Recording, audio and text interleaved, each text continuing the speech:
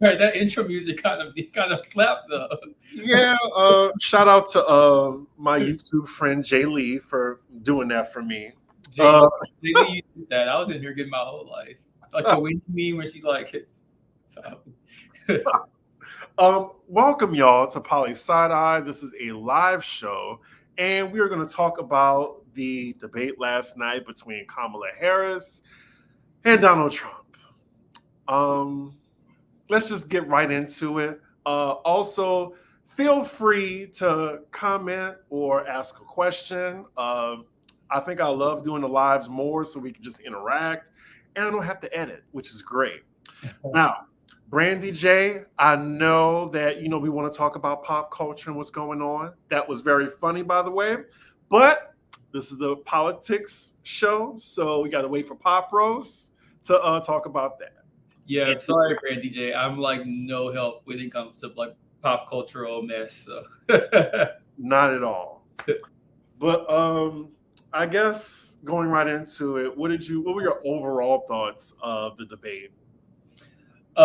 so I think both of them did what they needed to do, to be honest. I think Kamala needed to, or felt as though she needed to come off as presidential, whatever that means. I think she seemed very assured. I think yeah, she didn't seem flustered or nervous or startled or anything like that. So from that standpoint, I think she did well.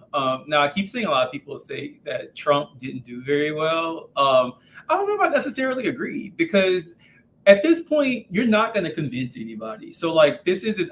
We kind of talked about this during the last episode, but like we've gotten to the point in our country where we're so polarized electorally. Like if you're planning to vote for Trump, there's literally nothing that anybody could say at this point or do that could change your mind. And conversely, if you're planning to vote for Kamala, there's literally nothing that anybody could do that get you to vote for Trump. So like it wasn't a matter of persuasion or like convincing somebody to like change their mind or like appealing to none of that. Like really what they were trying to do was speak directly to the people that they know, or rather trying to perform for the people that are already going to support them. And by that measure, I feel like they both did what they had to do. Like Trump was incoherent in parts, actually in a lot of parts, but he's usually incoherent. And he seemed really. It's okay for him though, but it's not okay for Biden. Well, no, because I mean, there is difference in incoherent. There's like levels to it. So Biden was like legitimately did not know where he was at it, whereas Trump has always said like crazy stuff. But you can't subject the same rules to him because part of his popularity, or not popularity, but part of his effectiveness as a political figure is because he doesn't hold himself or isn't held to the same standards as everybody else. And so like that's what makes him viable. So like from that standpoint, people are trying to apply debate standards that they apply to everybody. And I'm like, no, that's not the way that Trump works. Like his whole thing is like, I'm not like everybody else. And so he can say incoherent shit or like stuff that has absolutely nothing to do with any of the questions being asked. And it works for him. Now, what I was going to say is that he seemed really angry in parts, but then at first I was like, oh, he seems a little, I don't know, a little testy. But then I was like, but also that's what his base is also upset. And so like part of that was like him channeling the frustration of, his followers. Well, I was hoping that she was going to give him a stroke or something. And then, I don't know. Like, I guess Vance would be running at that point. Then she would win. I'm not sure about that, actually. So my overall thoughts was the whole thing was exhausting. I fell asleep like right afterward. It was exhausting because not because of Kamala, but more so because it's just Trump wasn't answering any of the questions. I mean, she kind of though, to be honest. I mean, she tried to answer the questions and she did answer some. Trump didn't answer any question. Actually, he answered. Now, I'm not like defending him, but he actually answered the foreign policy questions much better than her. Like he was much more honest, much more he kind of in a lot of respects cornered her in a lot of the foreign policy stuff, especially like on China, because he's essentially like, yeah, they took my China policy and just ran with it, which is true. Like the Biden administration has actually gotten much more hawkish towards China than was true under Trump. So like he was best to me under foreign policy. I mean, both of them are terrible in terms of foreign policy. By best, I mean the most honest. Most honest. Okay, not About foreign I wouldn't policy. say best honest. Domestic stuff was all over the place, but for foreign policy, he was. I'm like, he was kind of making some points. Oh God. Anyway, I just thought, again, he was incoherent. He was angry throughout it. He was making no sense. I thought Kamala, she looked presidential as well. What else? Like I was just satisfied with her performance, and I was just glad she got some digs in. I'm glad she wasn't flustered. I think, just going all the way back to Hillary, like I just feel like she handled herself really well with him. And she led him into like, certain traps during the debate, and he fell for it. So, I mean, overall I was exhausted, but I mean, of course, I thought she crushed him. What do you mean by crushed him? In terms of what? Just like performance or like substance? Performance, I would agree with you. Well, again, I think you can't compare them to the same standards because he's an anti-politician, and that's kind of been his thing, which I know upsets people in the Democratic Party because he gets away with so much stuff, but that's by design. Like that's what makes him who he is, because he can say things and do things that no other politician can do. But based on like, let's say traditional standards, I definitely think Kamala was much more, again, presidential, whatever that means. I mean, I'm talking more so about performance, but the fact that he's even allowed to just be up there, like debating with her, just boggles my mind. What do you mean by allowed? As in, like, he should be banned from being up there? He should be in jail right now. Like, he should not be allowed to run for president. Like, he's a fucking criminal. He's a racist. Take out the C and add the P. I just think he's just absurdly unqualified, and it's just the white privilege, and there's just so many stupid fucking people in this country.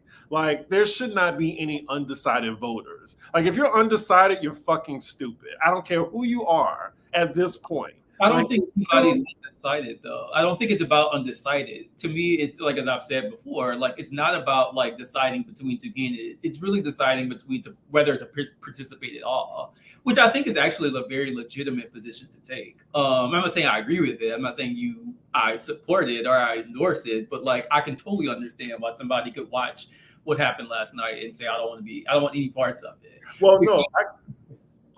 I could see someone saying, "Oh my God, I do not want this man in charge of the United States of America. Let me get my ass up and register to vote now." Like, that would inspire me to get up and vote. There's no way that he showed to anyone that he should be running anything. He shouldn't even be running a McDonald's, like, let alone the country. Like, it scares me.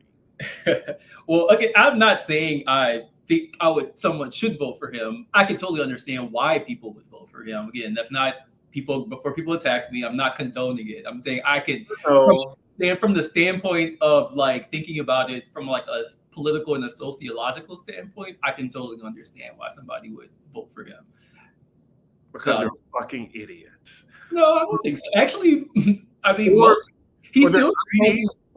mean, really, it's wealthy people that support him the most because he's going to cut their taxes. And I mean, he wasn't lying. Like he said in the debate stage, if I get reelected, I'm going to cut rich people's taxes, essentially. And that's why he's getting support from, the oil industry, and why he's getting support from, private equity is actually pretty split between him and Kamala.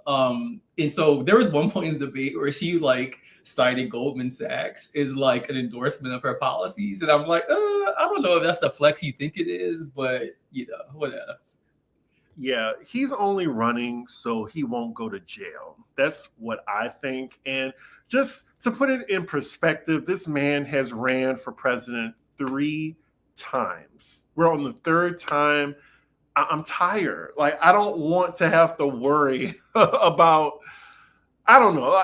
I guess I could say my future. Like, just like just living in this country. Like I just need him to like go away Well, look or at it this something. way: if he wins again, he won't be able to run it for another term. So like, there's that there's that silver lining. I love I just love your perspective. I really do, no matter what. Let's see what the audience is talking about. I'm sure y'all have a lot to say. Oh, you have a person from Baton Rouge where, me and Jared met. And Oh, LSU. be safe. Hopefully, it's not too bad there. It's crazy how fast this storm developed. Like, it was barely a tropical storm over the weekend. It went from like a disturbance to category. I think some people are saying it might potentially be the category 2 when it makes landfall. But even still, like, that's crazy in like 2.5 days, essentially. Global warming. I mean, something Trump doesn't give a shit about. What did Trump need to do? Solidify himself as a conspiracy embracing, racist, narcissistic nut job. So let me respond to that. So this is why I think I don't want people to misconstrue what I'm saying. I'm not saying I think Trump should be president. I'm not saying I want him to win. I'm not saying I support people voting for him. I'm going to try to explain why he's popular. Trump is essentially coming in on this like politics is terrible. Everybody is terrible, and I just need to shake it all up. And he's coming in like pretty much running on chaos. And I think for a lot of people who are disenchanted with the status quo, and I've said before, for better or worse, the Democratic Party is running as the party of the status quo, the party of getting things back to normal, essentially, or keeping things quasi normal.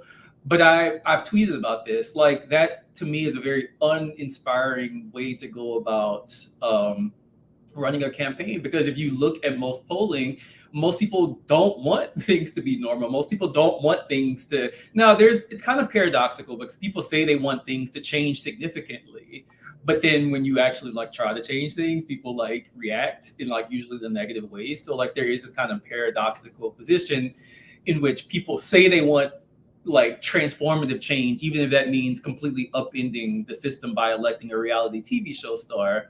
But by the same token, like when things actually start to change, then they're like, "Oh, I actually didn't want that." So I think Trump, in a lot of ways, channels that desire for radical change. And I think part of the reason, going back to 2016, the part of the reason I think Bernie on the liberal side, part of the reason I think Bernie did so well is because he pretty much, in a lot of respects, kind of ran in a similar campaign. Like, we just need to get out of the like business as usual kind of way of doing politics. And that's why I really do think there's an opening. I do think if there was a candidate who could be honest with people and say, look, the economy sucks. The economy sucks because rich people are pillaging the globe, which is true. And it's not going to get any better until you essentially put any constraints on them.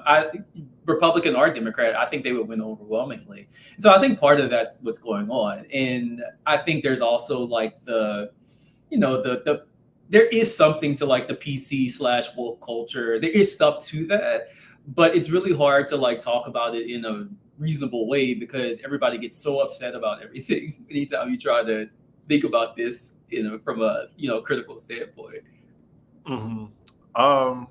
Miss Noel says she evaded the defund police question and the late term abortion policy, but I think she answered the bulk of everything else. She definitely answered stuff. I just don't think her answers were substantive, really. Actually, the area of the debate where I feel like the policies were the most substantive, honestly, was on the matter of foreign policy, which is interesting because that's the area which Americans generally are just kind of like, kind of zone out for. But the foreign policy section, they spent a lot of time on foreign policy. They spent at least like half an hour on it. To me, that was the most interesting part because the Democrats have gotten so much more. They pretty much have become to the right wing of the Republicans on foreign policy, which is really crazy to see. As somebody who studies the parties historically, the Democratic Party has gotten way more hawkish, especially on like Ukraine, than have the Republican Party. But everything, all the domestic stuff, to me was all very cookie cutter answer, like very boilerplate responses. Like, no, I want to hear about fiscal policy. I want to hear about what are you going to do about the fact that most of the debt that the country has is like, or increasingly a lot of the debt is like essentially paying interest on government bonds. Of course, they're not going to talk about that on the debate because most people, it's not entertaining. But to me, a lot of the issues we really need to talk about, are you talking about the fact, why did we talk about the fact that there's been a movement to like de-dollarize in the global economy and like what that might mean for like working people in America? Like to me, those are issues that we should have been talking about. But instead they talked about like Kamala Harris's like racial identity. And I'm just like, this is so... Yeah, I didn't really understand that question. To be perfectly honest though, like I just feel like foreign policy is just like, I know it sounds bad, but it's just like at the bottom right now for me. Like Americans really care about like what is going on in our country right now. People can barely afford groceries, their rent. But they're all interconnected. That's the thing. That's the point I'm trying to make.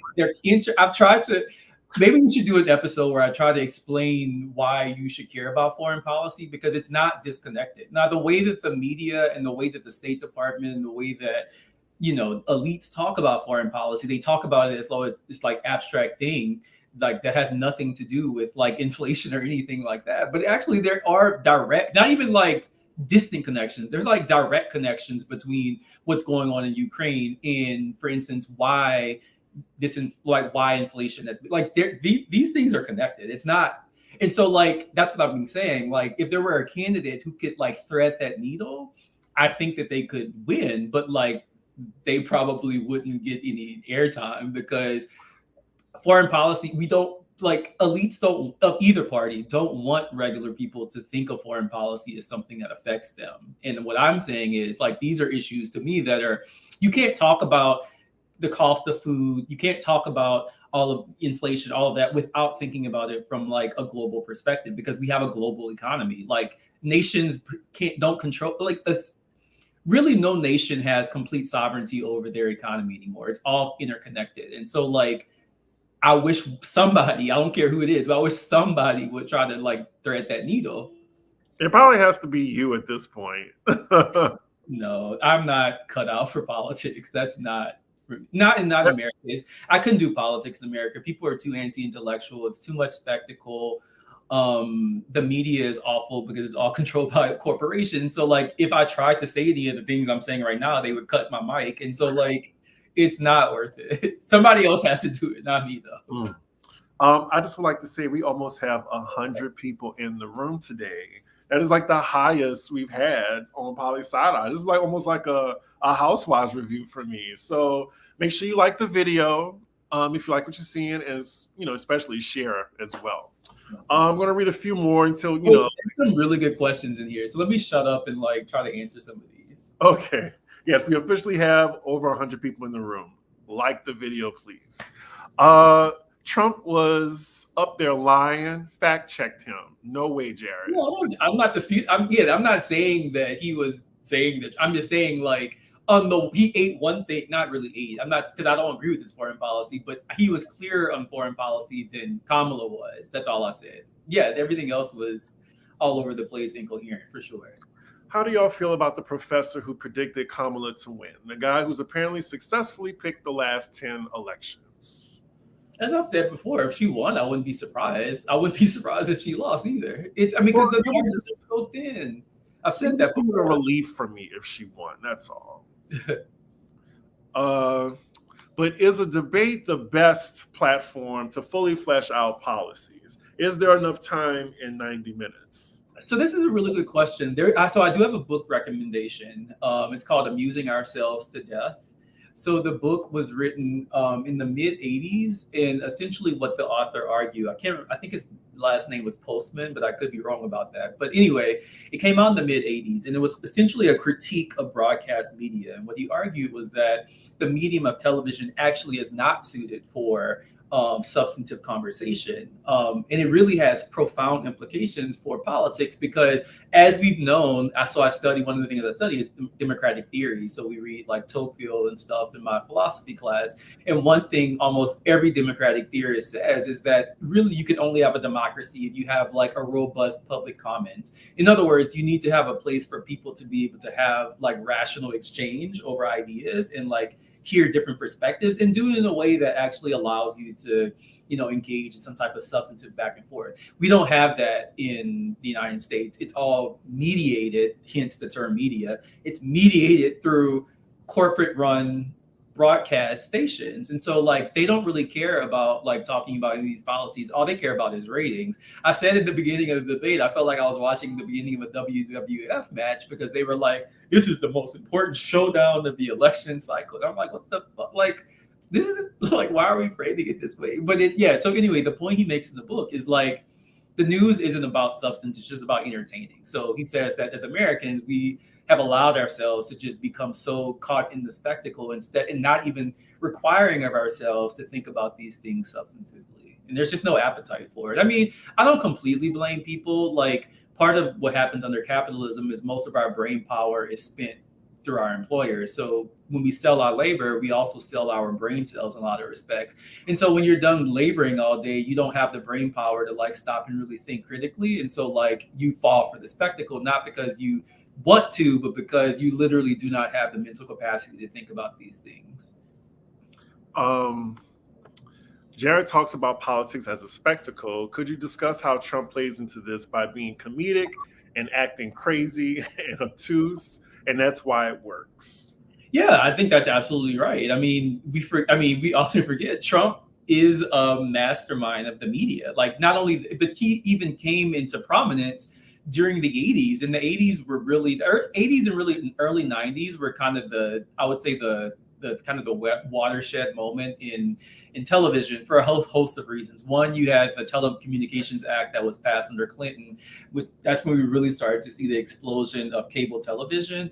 But only beyond that, like there was no regulation. And so like TV really became a big business in the late 80s and into the 90s. And Trump was right there in the middle of it. I mean, we remember he was in so many of our favorite shows. He was in Sex and the City. He was on Fresh Prince. The Apprentice was one of the highest rated shows for seasons. And so people have always been entertained by Trump. Now that he's a political figure, we like to have short-term memory and act like people didn't used to have him in music videos and make songs about him and stuff. But he's always been an entertaining figure, and he's always understood the way that the media works. And so I do think part of his performance is understanding the medium itself. In fact, I was listening to the pre-debate coverage, and they were saying that Trump walked around the venue for like 10 minutes just scoping to see where the nearest cameras were and like essentially trying to get a feel of the way that the stage was set so he could know how to perform. And so like I definitely think that makes him appealing to a lot of people for sure. I don't think we forgot though about Donald Trump. Like, yeah, I watched The Apprentice, but I mean, I didn't know what I know about Donald Trump now. And it's a different thing when like, this was after the Central Park 5 though, so people knew he was racist.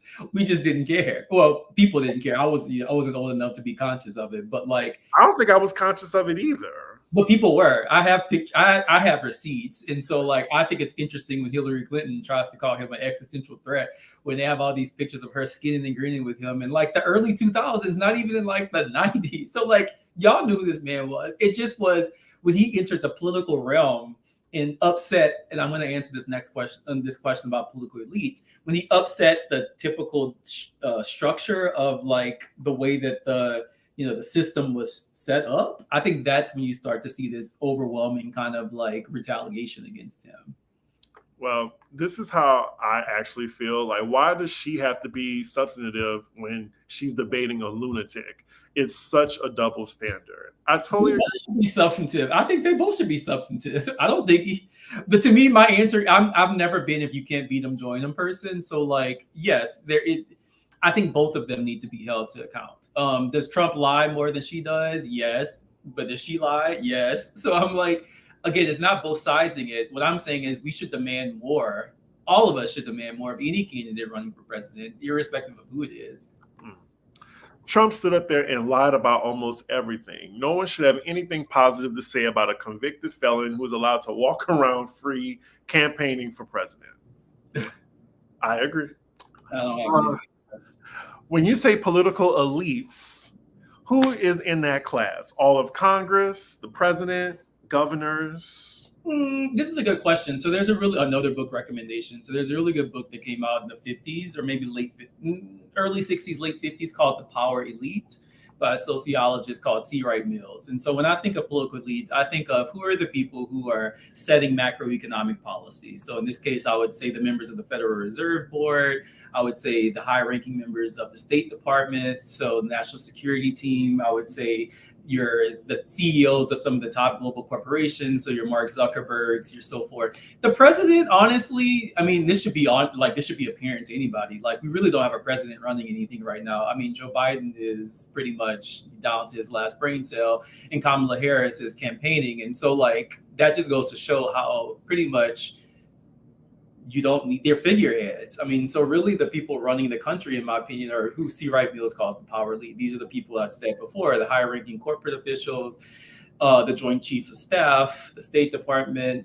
So Anthony Blinken, Jake Sullivan, National Security Advisor. And then there's some like dark money. So there's a lot of interestingly enough, most of the billionaires are people who've become billionaires in America in the last like decade or two are actually not anybody dealing with industry. They're just heirs of like rich families. So like the children of Sam Walton, Walmart, but they have a lot of money and they fund a lot of, a lot of they're big investors in these different companies and stuff. So they usually have an outsized influence, even on like corporate policy. And so like during the inflation, part of the reason you had, I don't know if you remember, but like part of the reason you have kind of this period where there's all these mass layoffs is because you have these really wealthy investors who are essentially threatening to withhold their money if they don't get a better return on their investment. And so like usually I would say it's probably about 300 to 500 people in America who are single-handedly controlling the rest of the economy for the rest of us, I would say. So we're gonna take a break from the questions right quick. So just going into the debate, I like what she did. Like, it just showed that she wasn't intimidated by him, in my opinion, when she went straight up to him and shook his hand, because it looked like he was just ready to go to the podium. Yeah, I noticed that. I don't really have much of an analysis of it, but I did notice that. I think part of it was to show that she's trying to present herself as being presidential, and so like she can say, despite our differences, like I still treated him as a candidate and with respect and et cetera, et cetera. So that's the way I read that. Right. I'm trying to think of just some moments that stood out to me. I just felt like it just started off like he was right here. Then he just started getting angrier and angrier and angrier. And I think she knew where to like push his buttons, like where like his campaign, like, people are leaving or like not that many people like show up. I thought that was a good tactic for her. Yeah, that was interesting. She is like, because I mean, she knows what gets under his skin. Like, what gets under his skin is when people essentially underestimate his star power. Now, so she definitely got her licks in. He also, interestingly enough, he didn't really get that many licks in on her, but it was Joe Biden that was catching strays all night. Oh. At one point where he was like, you had to wake him up at 4:00. So I was like, are you alive? I'm like, wait, Joe Biden was catching strays all night. Yeah, I would say 2 times. I was like, I chuckled because it was just like, he was like, quiet, please.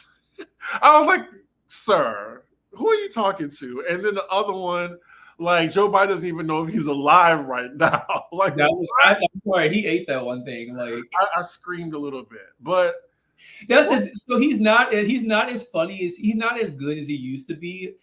I mean, say what you want about him, but he used to be really funny on the campaign trail.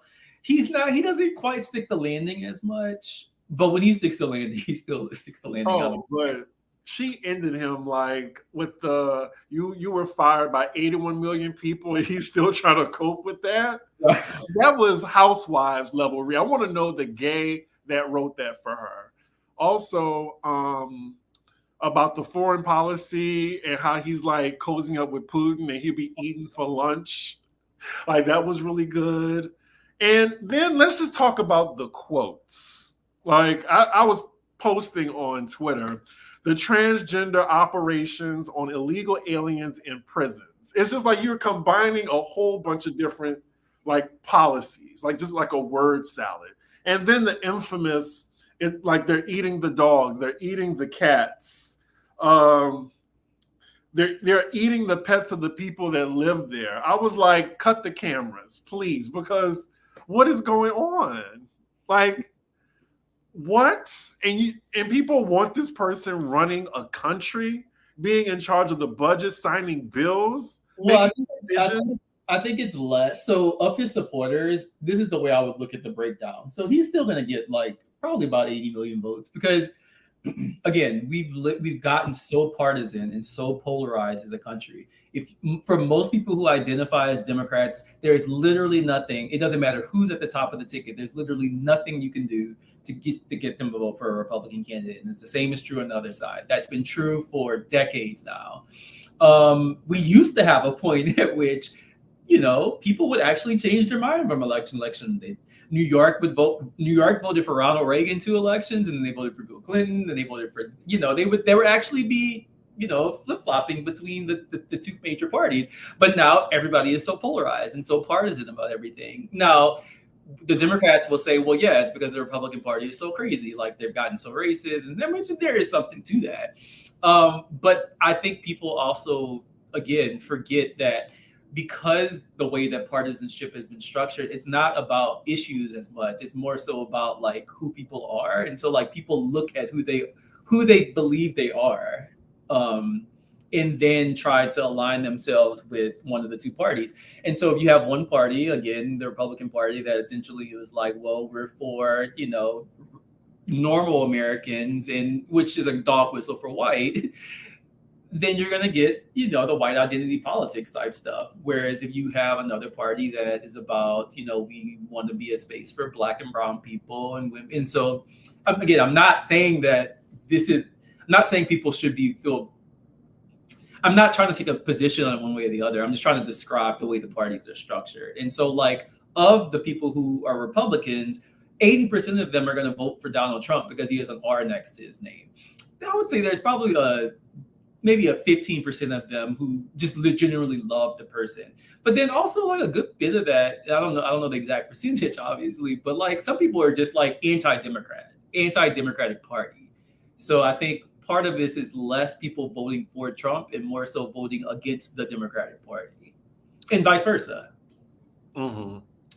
What I was about to say. Damn it. I be listening, but then like I forget like what I wanted to point out. There's some good questions in the. Yeah, I'm trying to like find my spot. Well, someone pointed out that Miss Mayonnaise came out last night to endorse Kamala. I'm like, finally, I want us to stop caring about what celebrities have to say about anything aside from their own music or art form or whatever. Like,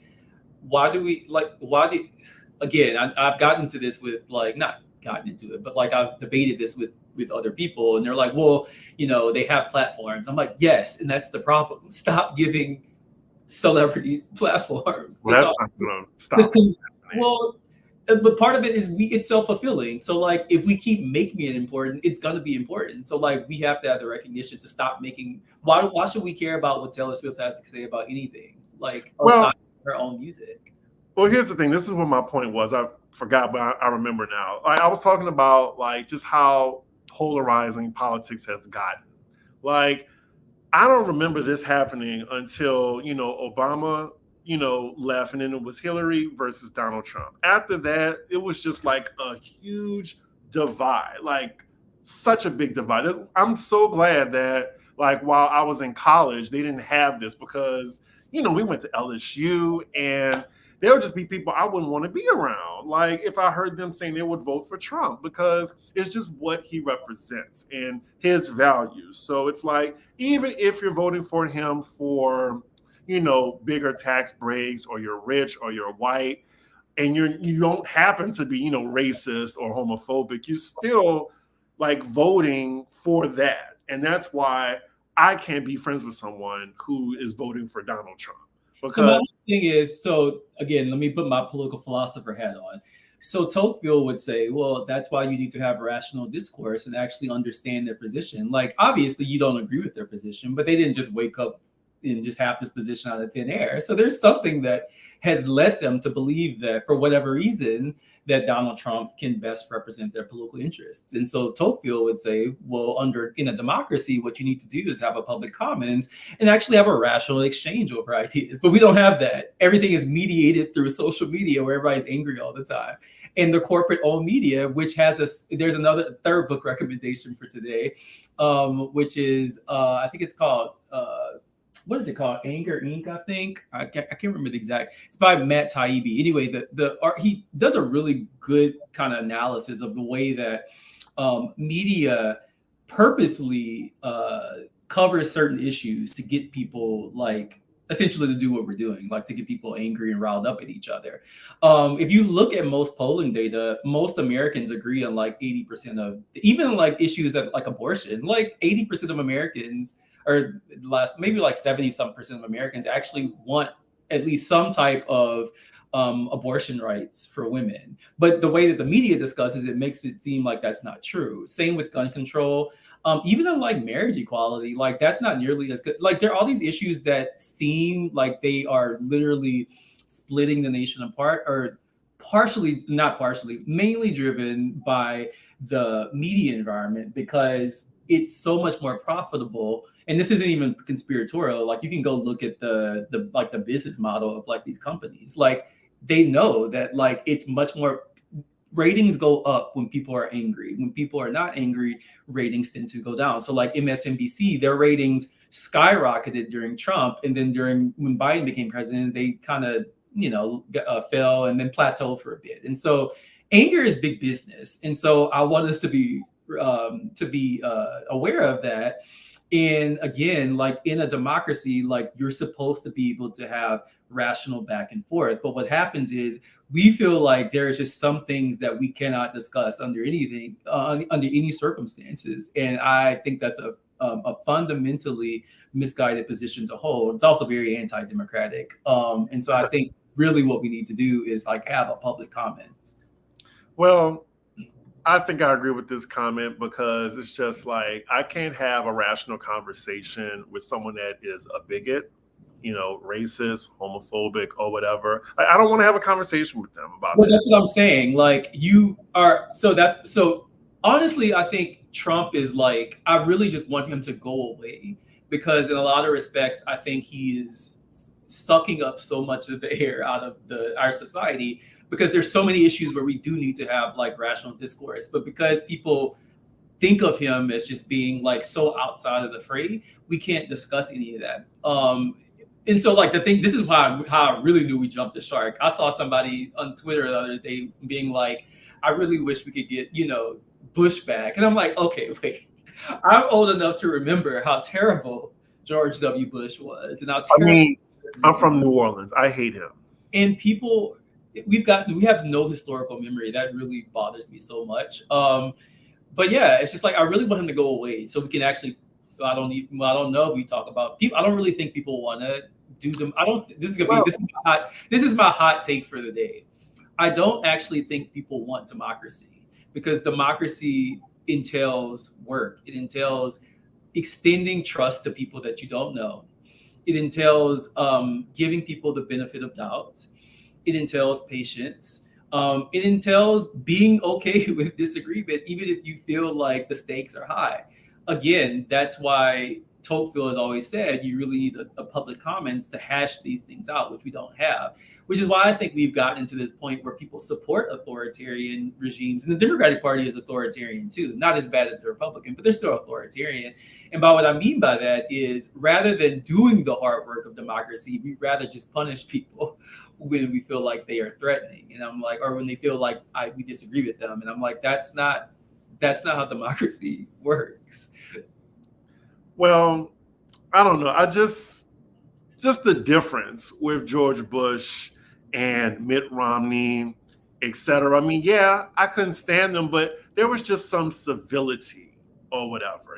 Like I just miss the civility in politics, where now it's just Civility in politics. The same country that had a whole fucking civil war in the mid well, 19th. you know what I mean. Like it just wasn't like just off the rails. Like at least like with Donald Trump, like I'm not hearing a smart person up there. I'm not hearing someone that's like having a rational conversation. Like I even if it's like a like just for example, like a Mitt Romney or John McCain or something like that. Okay, I see what they're saying, but I don't agree with it, you know. But Donald Trump is the president you get when we live in a society that's anti-intellectual, doesn't believe in democracy, amuses itself to death, and is obsessed with spectacle. It makes it perfect sense why he became president. He literally is America in a microcosm. I agree with that. I mean, it's just And rather than take a step back and say, like, what about our country could even produce something like Donald Trump? We don't even think about it. We just kind of just get up in arms about it.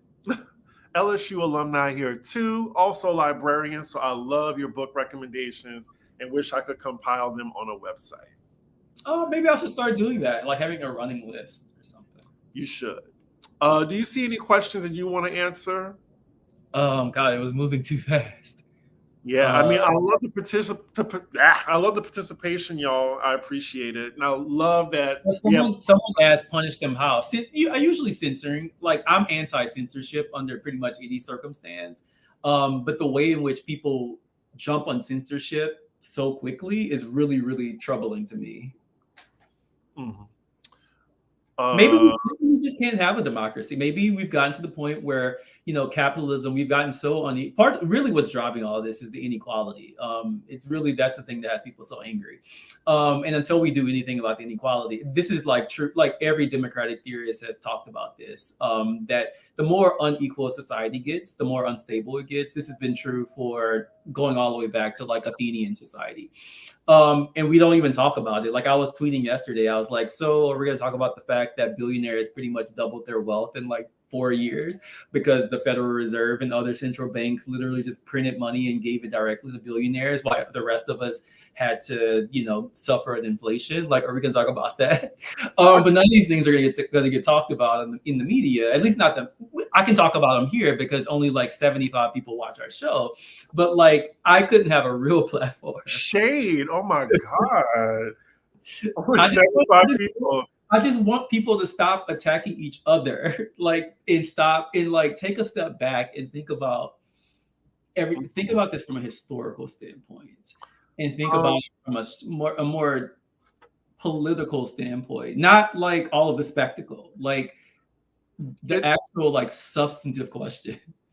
It does feel like once we bounce back after the I guess the lockdown and COVID era, like it just felt like everything got higher, and then like the rich got richer off of like the pandemic. Well, yeah, the way the media talks about the inflation is so crazy because they make it seem like it's just something that fell out of the sky.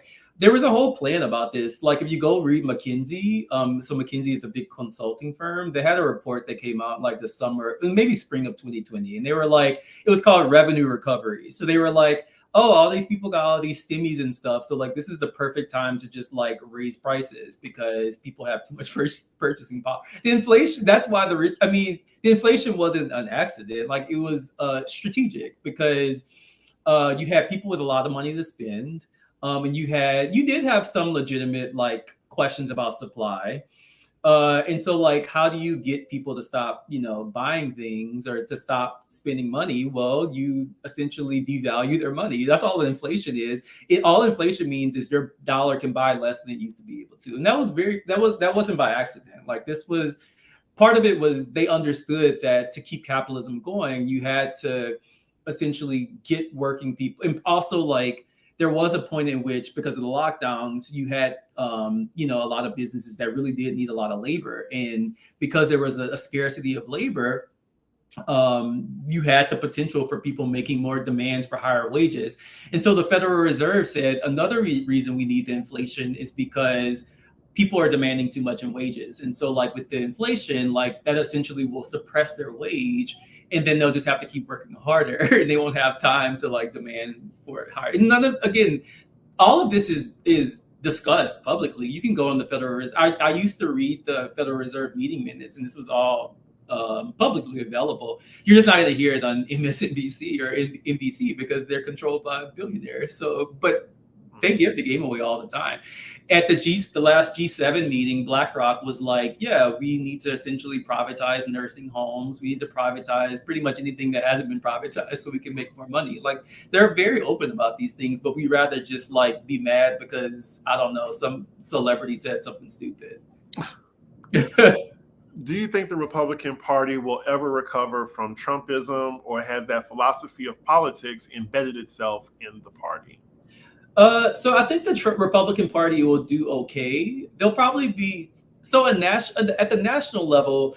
Both of the parties have pretty much accepted that the margins are just going to be super tight. Like neither party is doing anything to like grow their base. They're just they've gotten into a strategy what political science called mobilization. So essentially, you just use data to try to target certain people that you know already support you and get them out to the polls. Like they don't try to like actually persuade people or change before the parties actually the parties actually like black people used to be Republican and they became Democrat because why? Because their political interests, their political interests were such that at one point the Republican Party better address their issues, and then at some point the Democratic Party was more so, but it wasn't always a given.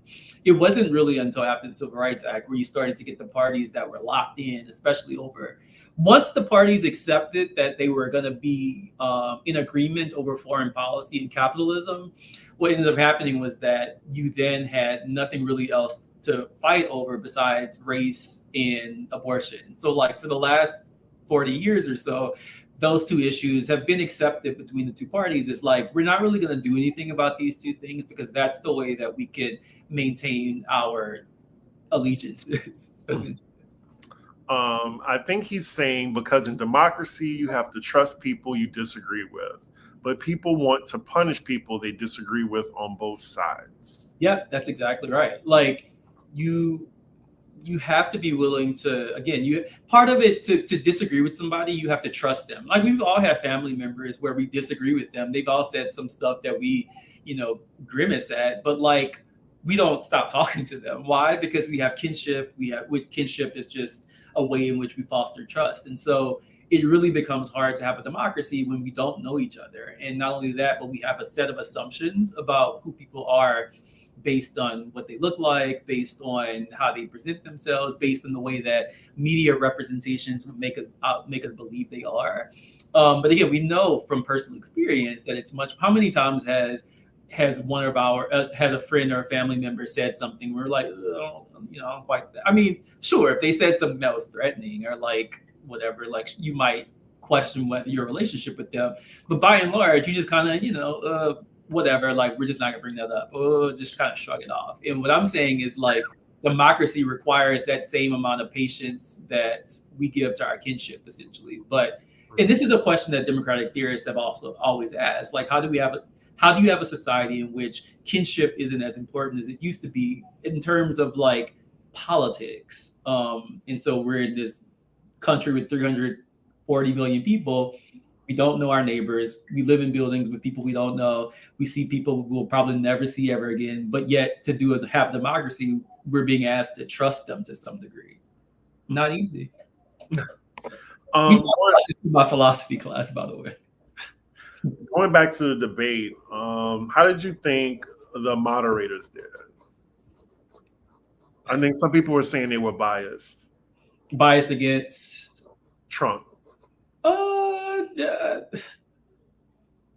They were fine. They were serviceable. I don't think they were great. I thought the questions were bad generally.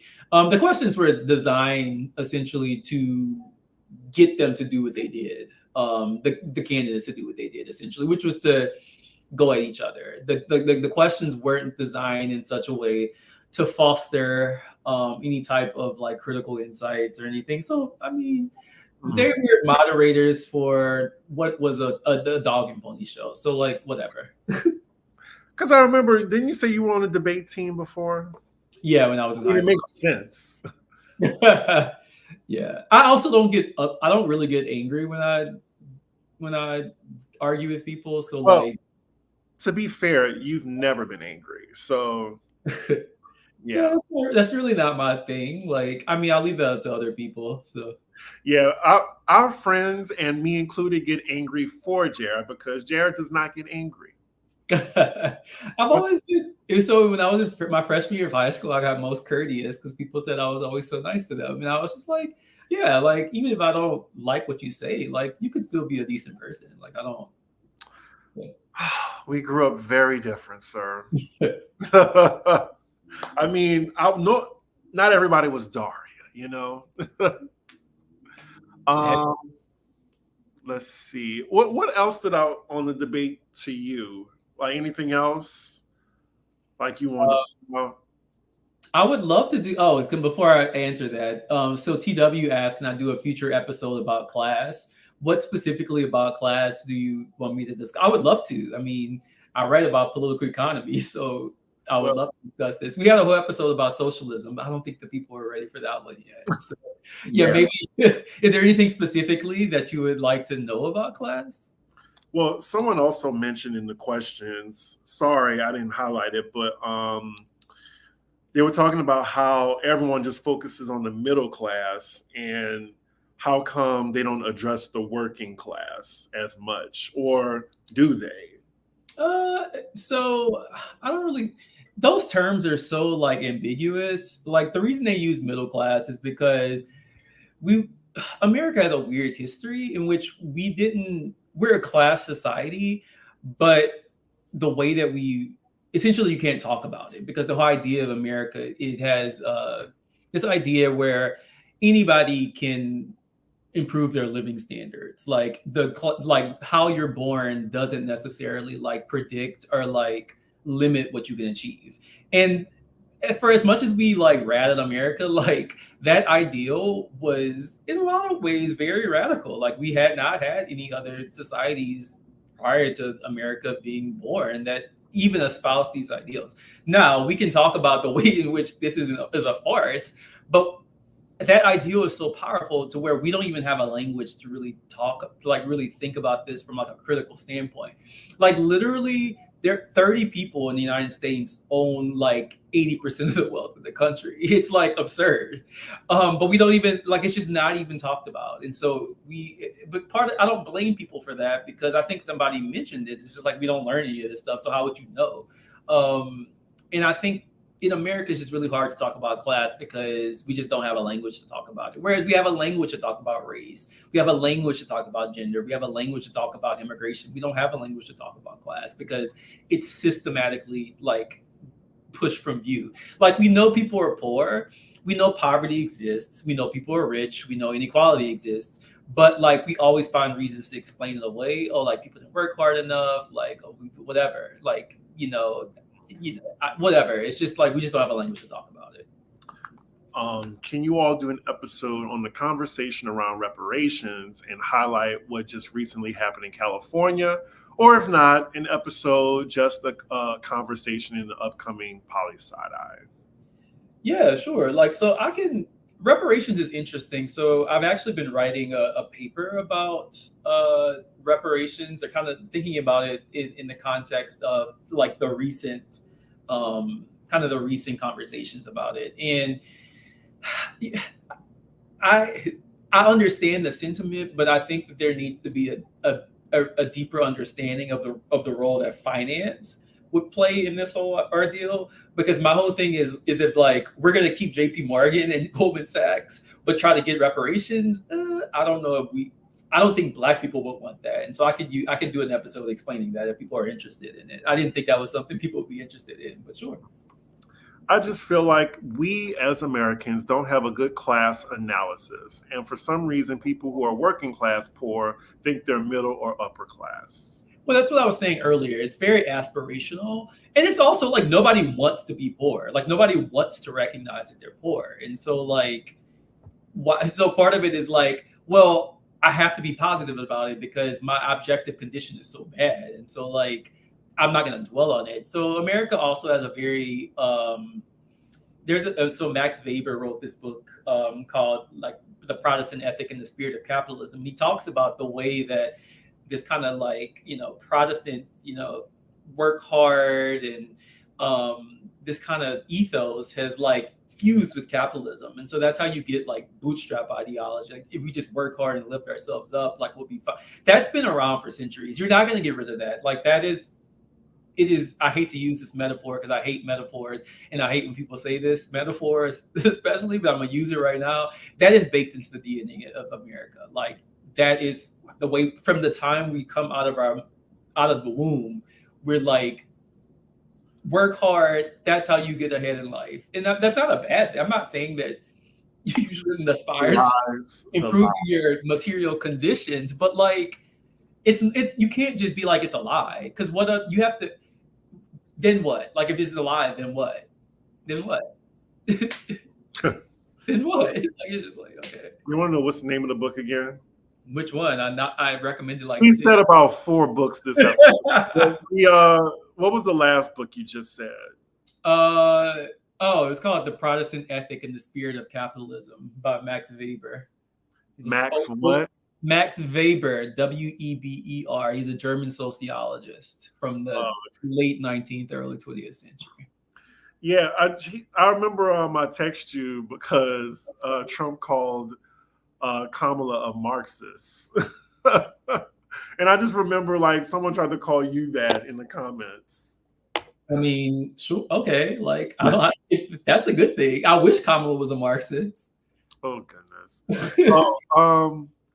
I would like to do an episode on this. I definitely need an episode that focuses on foreign policy and why we should care about it. Yeah, totally. I would love to do an episode about that. Yeah. Foreign policy really isn't a good term for it. It really should be called, I would say, global politics or geopolitics, I think is a better term.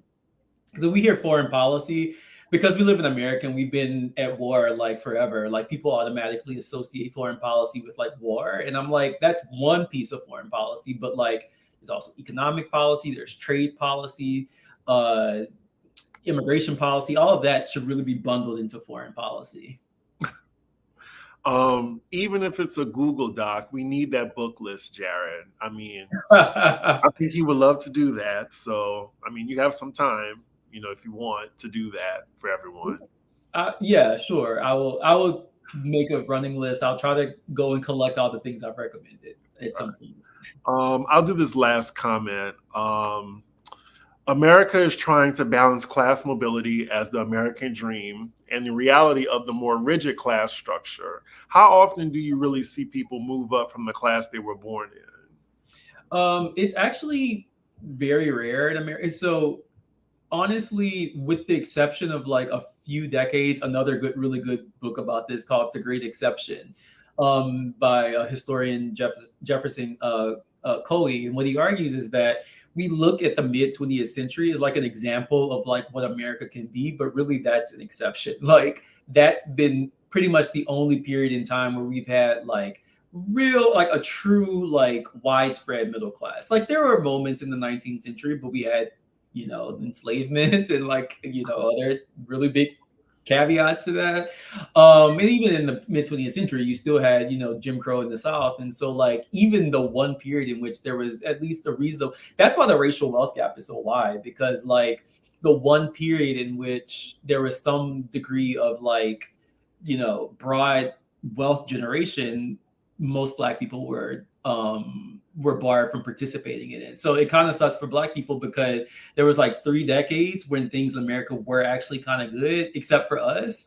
And now we want our piece of the pie. But what I'm trying to say is like capitalism can't produce it anymore. So like if Black people want a piece of the pie, they have to be for socialism because that's the only way you're going to get it. Capitalism is just going to immiserate more people. And it sucks and it's not fair, but like that's the historical reality of it. And so that's why I'm always trying to like tell people that socialism is actually very viable and it's not pie in the sky. And I try to give, in the episode I tried to give concrete examples of how we could start doing it now.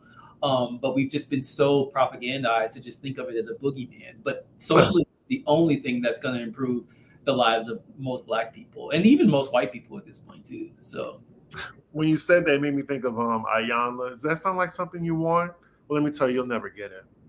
Don't be so surprised. I mean, It's not the thing. So the issue with socialism isn't it's not a technical question. I always tell people, like, you remember how quickly y'all got them $1,200 checks in your bank account? Oh, I remember. Government didn't even need you didn't need to fill out a form. They could like government could literally cancel debt. They could put money. They could do all of these things with a key. There's another good book about this called Keystroke Capitalism. Literally, all of the money printing is like a spreadsheet. All of these things can be changed instantaneously. These are political questions. Like, and part of the reason they don't come up is because, again, the very wealthy people, the 300 to 500 people at the very top, have capitalism works for them. So, like, why would you want people to like question a system that is working for you? Like, you have no vested interest in that. But these aren't technical questions; they're political questions. And so, until people understand politics as being a contestation, then we're never gonna get anywhere. So we're gonna cap off right there, y'all. I would like to ask, would you like to end this on a positive note? You have anything positive to say? Yes, I would say that please go watch the episode on socialism because I try to lay out a very clear, not only a critique of capitalism, but try to offer very clear things, steps that can be taken to like get us out of this hellhole. Yes, Kamala is slightly better than Trump, but like she's still going to support a lot of the same policies that are going to benefit wealthy people. So like, yes, she might stop the worst from happening right now, but she's not the answer. And so I don't want us to get sucked into this electoral charade. I want us to actually think about what we can do as working people to like change the world. And I laid out specific things in that episode about what we can do. Sorry, I got a little dry. My throat got a little dry. But yeah, it's a great conversation. Thank y'all for being with us for a whole hour. Hopefully Jared can, when he has some free time, he could devise that book list and all the books that he said during the chat, because it seemed like a lot of people are interested in, looking them up. Also, hit me. Sorry, y'all. Hit me up on Twitter. Like, I welcome messages. So, like, if you have a book recommendation, or you want me to, I'm interested in this subject. If I know something, even if I haven't read it, but know that it exists, I'll try to direct you in the right place. Like, please, I want to be a resource for people. So, like, don't feel shy to like reach out to me. Yeah, I want to, at the end of the day, like the only people who are going to change the world are people who have to work for a living, which is kind of the paradox because there's this one point in Capital where essentially where Marx is talking about really the kind of the irony is that working people are so immiserated under capitalism, but the only people who are ever going to change, who have the capacity to change capitalism, are working people because it's them who it doesn't work for. It works for the wealthy people. So like we have to do the work and like learn about these things and challenge our thinking. Like it's really hard. One thing I really beg of anybody is try not to be partisan about things. I don't mean like Democrat, Republican partisan, but like set in a certain way of thinking about something. Be open to having your pre-existing ideas or thoughts or whatever challenge, because that's really the only way that you can learn. So that I'll leave it on that. And I have hope in us. I'm very hopeful, not necessarily optimistic. There's a difference, but I'm definitely hopeful because, without hope, there's no change. So sure, Jan. So if you want to hit Jared up, his Twitter as well as his Instagram is JCTigerFan, JayCtigerFan. You can hit him up. Or if we didn't get to your question, you can just ask it in the comments below, please, y'all. But yeah, thank you for this discussion, Jared. As always, I always learn something on Poli Side-Eye. Look, it's like I'm like back in school or something like that, but it's like enjoyable. It's crazy. But yeah, with that, make sure you like, comment, and subscribe and share. And we will see y'all for the next episode. Go Tigers.